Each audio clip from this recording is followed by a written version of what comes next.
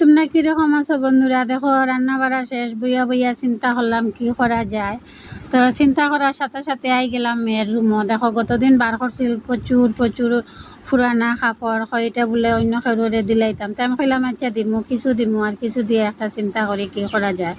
চিন্তা করার সাথে সাথে দেখো আমার টুল একটার মধ্যে বইয়া আমি কি সেলাই করি, আর ও টুলটার দেখো আমি গেঞ্জি লাগাই দিলাম, টুলরে গেঞ্জি লাগাই দিলাম।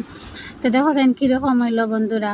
তখন লাগাইলাম, তো আমি কই আচ্ছা ঠিক আছে লাগাইছি তো সুন্দরও লাগে। তো একটুক বইয়া দেখেছেন কীরকম লাগে, হওয়ার সাথে সাথে বই গেলাম গিয়া দেখছো।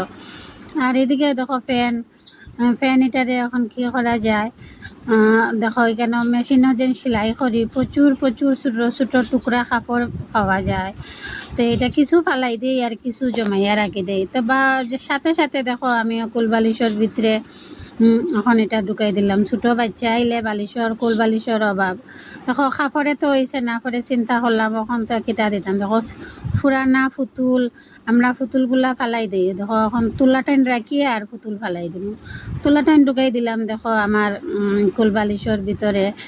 আমার বালিশও হয়ে গেল গিয়া, জিনিসটাও নষ্ট হইল না। আর এদিকে দেখো গরমের জ্বালায় আমার মিনি কীরকম ঘুমা সোফার উপরে, ঠ্যাং দুইটা উপরে আর মুখ টাইন দেখো সোফার নিচে। খার মিনি এরকম ঘুমায়, একটু কমেন্ট করে জানাইও। দেখো মিনির ঘুমটা দেখো। এরপরে বাড়ি গেল গিয়ে একটা গেঞ্জি, ছোটো গেঞ্জি।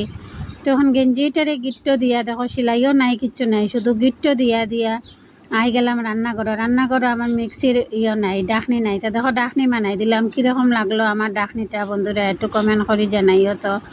আর এদিকে দেখো সুতলি একটা লাগাই দিলাম এটার মধ্যে, কুলবালিশের মধ্যে সুতলি লাগাইয়া। আর দেখো আমার মিনিরে কইলাম তুই অন্য ঘুমাইতে অন্য ঘুমা। টাটা বাই বাই বন্ধুরা, ভালো থাকো।